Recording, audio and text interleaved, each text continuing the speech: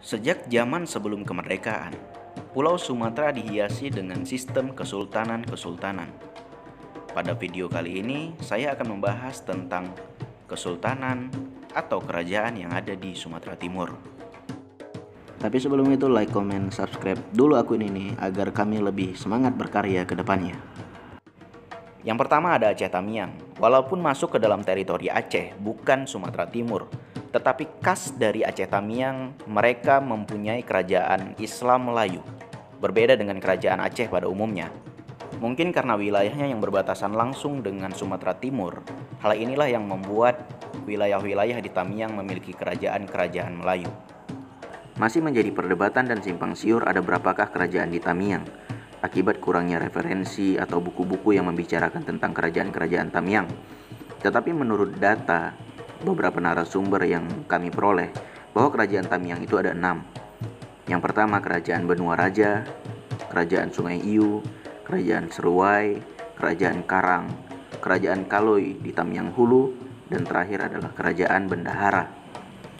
Selanjutnya ada Kesultanan Langkat yang merupakan kesultanan terkaya di Sumatera Timur. Puncak kejayaan kesultanan ini berada pada masa Sultan Abdul Aziz Abdul Jalil Rahmat Shah bin Sultan Haji Musa.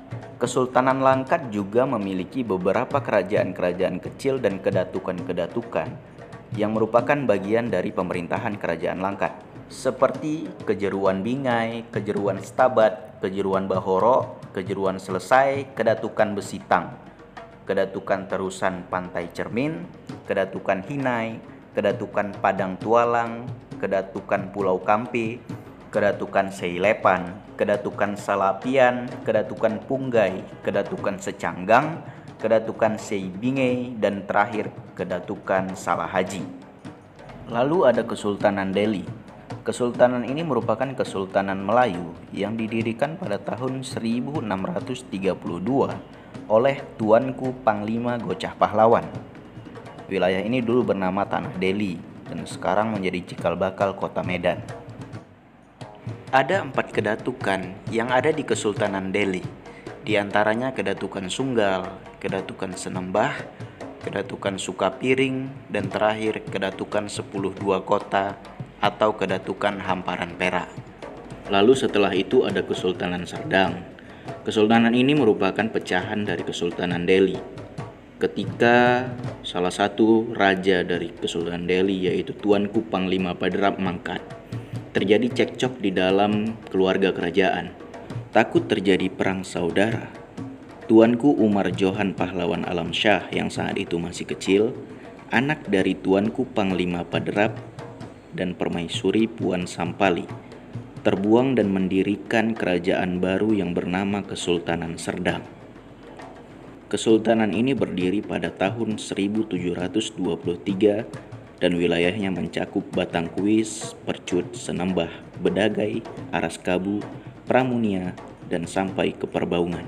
Selanjutnya ada Kerajaan Negeri Padang Tebing Tinggi Deli, yang raja pertamanya merupakan Ulay Balang dari Kesultanan Aceh, yaitu Tuanku Umar Baginda Saleh yang memimpin pada tahun 1630 sampai tahun 1640.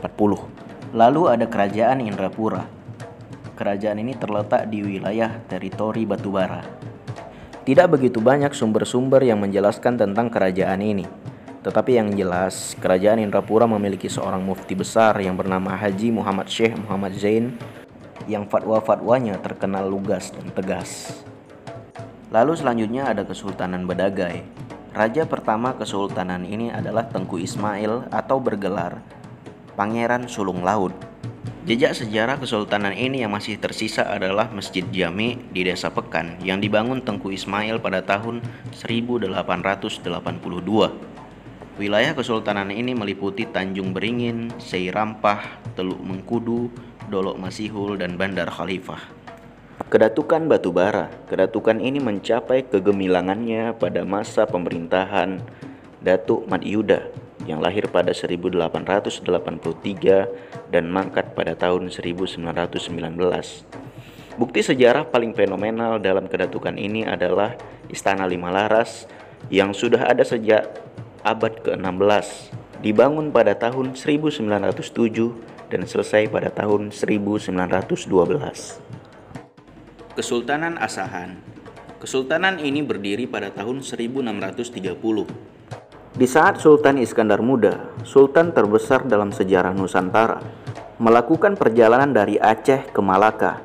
Lalu Sultan Iskandar Muda bersama rombongan istirahat di hulu Sungai Asahan dengan membuat balai-balai di sebuah tanjung.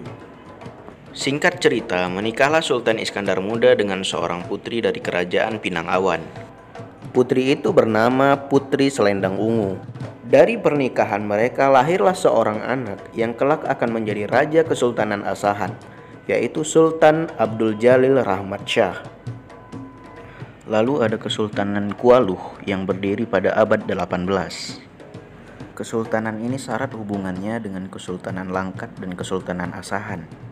Kesultanan Kualuh merupakan pecahan dari Kesultanan Asahan yang sultan pertamanya adalah Sultan Haji Ishak Shah. Hubungan berlanjut ketika salah satu putri dari Kualuh menikah dengan Sultan Langkat. Dan setelah berdirinya Masjid Raya Al-Haji Muhammad Shah yang konon katanya merupakan miniatur dari Masjid Azizi Tanjung Pura, semakin membuat hubungan kedua kesultanan ini semakin erat saja. Setelah itu ada Kerajaan Lela Merbau. Tidak banyak referensi yang menjelaskan tentang kerajaan ini, karena kerajaan ini berakhir pada 1946 pada masa genosida bangsa Melayu. Seperti diketahui, kesultanan ini merupakan kesultanan yang berdiri sendiri, tidak tunduk dan patuh pada kesultanan di sekitarnya, seperti Kesultanan Bilah, Kualuh, maupun Kesultanan Kota Pinang. Kerajaan ini berdiri pada abad ke-18 dan raja pertamanya adalah Raja Aritonang Rajalela yang merupakan keturunan dari Raja Jarinjing, Labuhan Batu Utara, Tobasa. Dan setelah itu ada Kerajaan Bilah yang merupakan bagian dari Kesultanan Labuhan Bilik.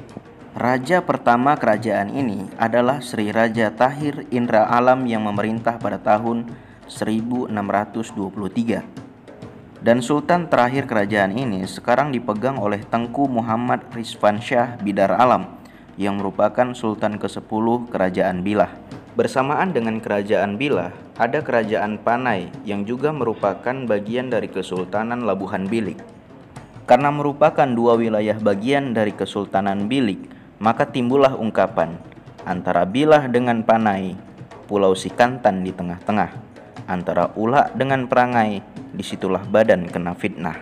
Diketahui raja terakhir kerajaan ini adalah Tengku Mahmud Mengadar Alam Shah, yang merupakan raja terakhir yang memerintah pada tahun 1940, menggantikan raja sebelumnya Tengku Kelana Putra yang bergelar Gagar Alam Rahmatullah.